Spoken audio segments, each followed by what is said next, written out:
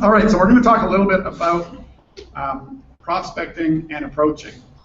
And, you know, the easiest thing in the world to use to judge if someone's going to be successful and make money in MLM or not is the size of their contact list. And everybody always says, I don't want to make a contact list. I don't want to make a contact list. But you know what? There's a lot of reasons for making a contact list that you may not realize, and they're quite important. One of the reasons you make a list of 300 people is when you first start in this business, if you think of the 4 friends you have that might be interested, and you call all 4 of them, and they all say no, where are you at in your brain? Ready to jump off the roof, right? But if, on the other hand, you took the time to write down everyone you can think of, don't prejudge. What does that mean? Well, I always say right away, is your mom on the list? No, she's passed away. Okay, well, is your mom's best friend on the list? No, she's passed away. Okay, anyone related to your mom that isn't passed away? Yeah. Is she on your list? No. Why? The fact is your contact list should have everyone you can think of on it. It doesn't mean you're going to talk to them. But what you're doing is you're kind of surrounding yourself in a bit of a suit of armor.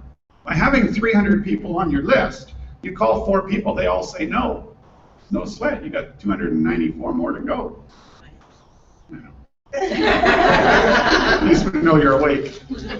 So the more you have on your list, the less concerned you are with no's. And more importantly, when people then start saying, but I don't want to contact that person, and I don't want to contact that person, we tend to have this habit of prejudging. So we're like, I don't want to call that person because I'm pretty sure they won't be interested. So as a result of me thinking they're not interested, what did you just do? Well, you opened them wide open for Craig to go and sponsor them in his business. So you may not want to talk to these people, but do you think that nobody else in the Glissandra world is going to eventually trip across this person that you don't want to talk to? So even though you may not want to talk to all these people, the best thing you could do is at least explore with them what you're doing. Let them know out of courtesy what you're doing, because then when I come behind you and talk to them, they're going to have loyalty to you. So you make your list with everyone you can think of, right? If you can think of their name, you write them down. I had one guy in my business that lived in a trailer park, and I told him to do the list, and he came back to me the next day, and there was like 126, 127, and 128. And I'm like, what's this? He says, well, that's their unit number. I don't know what their name is, but I can sure find out when I go knock on their door. Hey, he turned into quite the little networker. Made a couple $1,000s a month. Never had any hope for him, except he was coachable. He listened to everything I told him, including his list of everyone in the trailer park. It was like, how do you say no? The guy did it. Everyone else goes, well, I don't know if I want to write anyone down. Well, what about your neighbor? Right? So you make your prospect list. It's important, it's important, it's important. Main reason is it helps you start your business. It helps you, once you've made your contact list, now we're going to start trying to dig in to find your chicken list. And we do have a little bit of a routine that we put through. So you never want to prejudge. You can think of them, write them down. Right? You think of one friend, immediately think of what friends do they have that you know because of that friend. Write them down. Your mom's friends, your dad's friends, your brother's friends, your sister's friends, your girl's friends. Your girlfriend's friends, careful. You know, you want to write them all down, and then we can put them through a little bit of a system. And your prospecting list doesn't stand still. Right? What you're going to find is if you actually sit down and put 90 minutes into draining your brain to paper, or draining your brain into an app, or draining your brain into a spreadsheet, you're going to find that over the next 3 or 4 days, a whole bunch of names are going to keep popping up because you made your brain go looking for people. Okay? So you get your list as big as you can get it. You've now got your armor on, right? We're all comfortable. A few people say no, it's no big deal. And now we want to rank that list.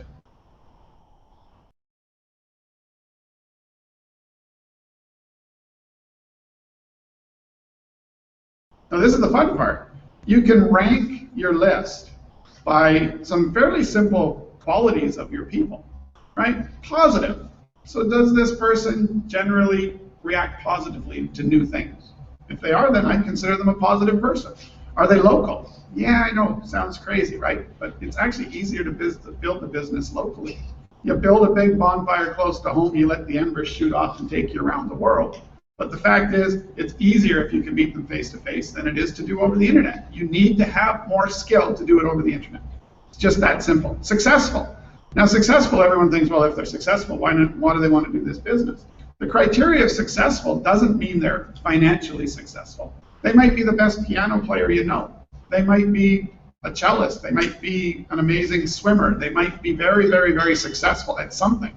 The reason why that's important, as much as financially successful, is somebody who has chased down becoming successful at something is likely to have the habits and the attitude of a winner. So you're much more likely to take someone who's successful and have them be successful in your business. Holy smokes, and it's not just about the money. Entrepreneurial, right? Are they interested in making money? Is this kind of thing interesting to them? Open-minded. I wasn't. But anyway, they listen with an open mind and they don't prejudge. Most people are not, but if you find one, that's a good quality. And money, can they afford to get started, right? So then what we do is we simply assign them some points. So positive, 1 point, no points if they're not positive. Local, 1 point if they're local, 0 if they're not. Successful, a point if they're successful, 0 if they're not. Entrepreneurial, again, 1 point, 0 points. Open-minded, 1 point if they are. Money, I like to give them 1 point if they can afford to join at the lowest level of the company, 2 points if they can afford to join at the middle level of the company, and 3 points if they can afford to join at the top end of the company. So then what we do is we go ahead and we add up all the scores. And once we've added up all the scores, because we only have a list of names, we're not worried about finding phone numbers and all the details yet, we add up the scores and we're going to get our top 30. The top 30, strangely enough, is going to make you really nervous. Because most of the people in the top 30 are going to be the people that you're most afraid to talk to. And that's because those are the people that you should be talking to. Right? Those are the people more likely to be successful should they join you in the business. And if you don't want to do that all by spreadsheet and hand and math and calculations, there's an app for that. You can download the app from either Android or iTunes. It's called MLM List Creator. It's exactly what I used to do on a spreadsheet, exactly the training I would do, and I just turned it into an app because I thought that would be cool. Coming in this app very shortly is also something that I know Craig's getting a bunch of you to start to do, which is cool, and that's your ROMAR reports, where you actually report to your upline your daily activities.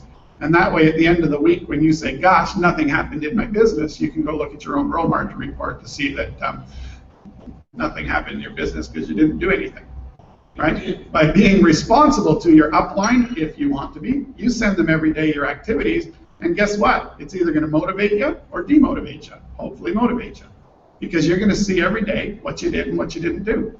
And your upline can help to work with you on the things that need to be done. And when we see, if someone's sending me a ROMAR report and I'm seeing that they didn't do anything, or they did their filing, or they fixed a PowerPoint presentation, or they did a bunch of stuff that doesn't grow their business, I'm going to become very much less interested in working with that person, right? We want to work with the people who are most likely to succeed, and that can be anybody who follows the simple system. The ROMAR report will help to show you the system. So we're building that into MLM List Creator, so there will be an update probably in the next couple weeks, where you'll actually have the ability to track all of the things that you're doing during the day, and you'll be able to see a report of what you're doing during the day, as well as it'll email it to your upline every day.